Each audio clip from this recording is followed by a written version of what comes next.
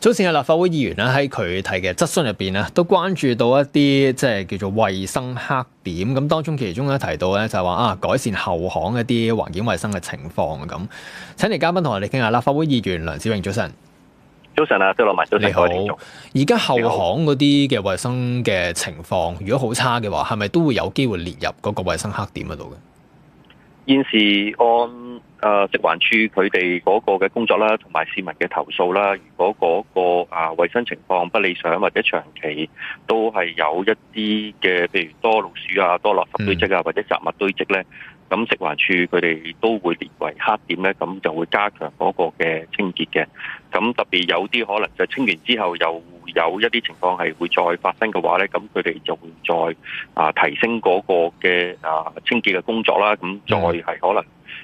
每個星期嗰個嘅清潔衞生可能嘅次數就會再加強去處理。咁呢個都係其中一個黑點。但係我自己比較關注咧，就係有啲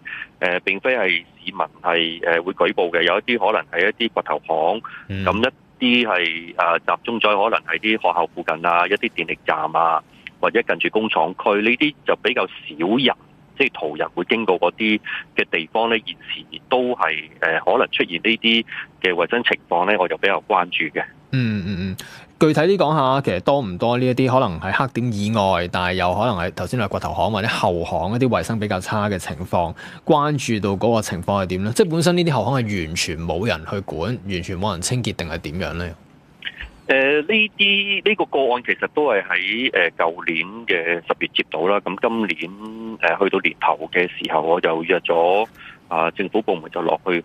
視察嘅。咁呢啲掘頭巷當中，因為好多就近住學校，咁所以佢哋堆積咗一啲可能係一啲回收箱，佢會擺咗好多嘅雜物啦。附近嘅工廠區可能一啲維修汽車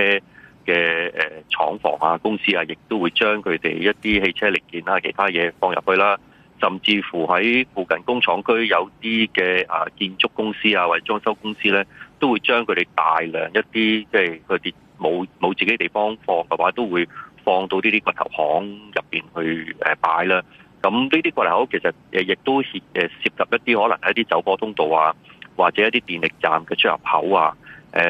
多嘅情況之下，亦都會有一啲可能係棄置嘅電單車啊，或者違法車輛啊放咗入去，引致到可能就係有好多大量嘅老鼠啊，或者其他嘢就堆積，咁就多老鼠之後就會入侵到去附近一啲嘅學校啊，其他嘢。咁呢個情況係現時即係食環署可能都未必係重點關注嘅。咁呢個係其中一個都係建議政府會唔會係有一啲嘅措施可以喺呢啲後巷當中加強個管理，或者有冇啲措施可以阻止到呢啲嘢放喺後巷度咧，先至能夠整體令到香港嗰個嘅環境係更加理想。頭先你提到嗰啲，譬如擺咗好多雜物啊、汽車零件啊，或者一啲回收箱啊等等嗰啲咁，其實呢一個位，即係呢一啲後巷啦，叫做係邊個管啊？係一啲應該屬於叫做私人管理，定係其實屬於係食環署管嘅地方，定係點咧？同埋點解呢啲地方係冇納入過喺黑點嗰度嘅？呢啲地方全部都係由政府管理嘅。咁如果涉及到真係要清潔嘅話咧，都係由食環署去處理啦。但係因為呢啲後巷冇一個即係固定邊個政府部門要去巡視啊，或者去管理嘅。咁遇到有市民去投訴或者有議員關注到嘅時候咧，咁佢哋就可能通知食環署落去就清咗佢。但係食環署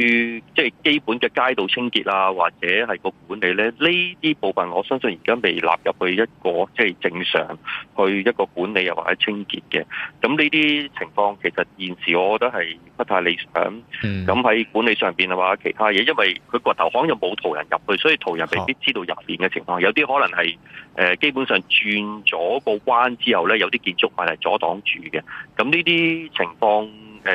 政府如果冇一個政策去處理，或者冇一個有效嘅措施管理嘅話咧，咁長期俾人霸佔啊，其他嘢啊，都係值得政府要重新考慮呢啲係咪列入黑點咯。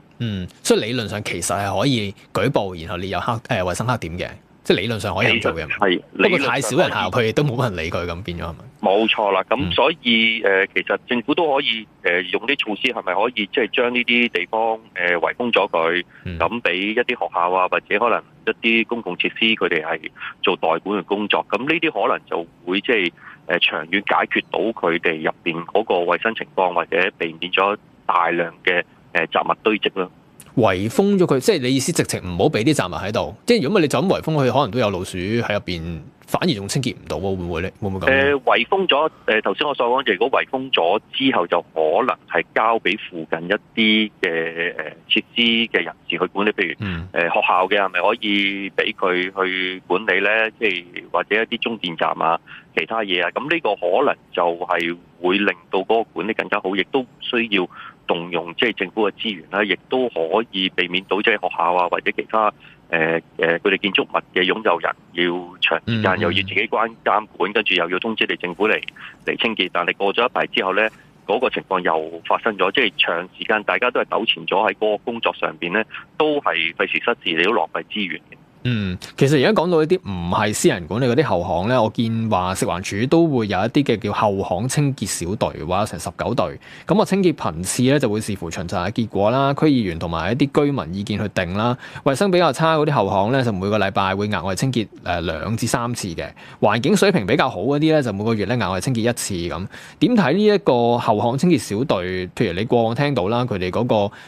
即係工作嘅效果啊，或者人手啊，工作嘅頻率方面又係點樣？係咪都係叫做有效清潔到一啲後巷嘅衛生，定係點嘅咧？講緊呢一個後巷清潔小隊嘅工作嘅情況。本身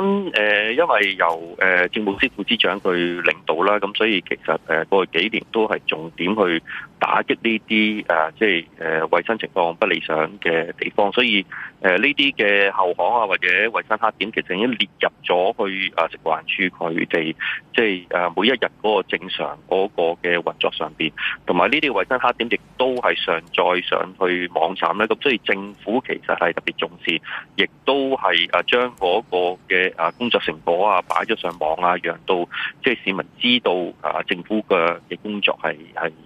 有成效嘅。咁但係呢一部分其實已經係大部分都完成到有成效嘅話咧，政府應該再擴大佢嗰個工作範圍，睇下喺每一區當中係咪有一啲嘅地方佢遺留咗，甚至乎而家譬如我關注嘅一啲掘頭巷嘅情況，可能未必而家政府重視嗰啲咧，係咪都可以納入埋去即係政府嘅工作當中，讓到即係整體香港我哋個衞生環境可以再進一步提升。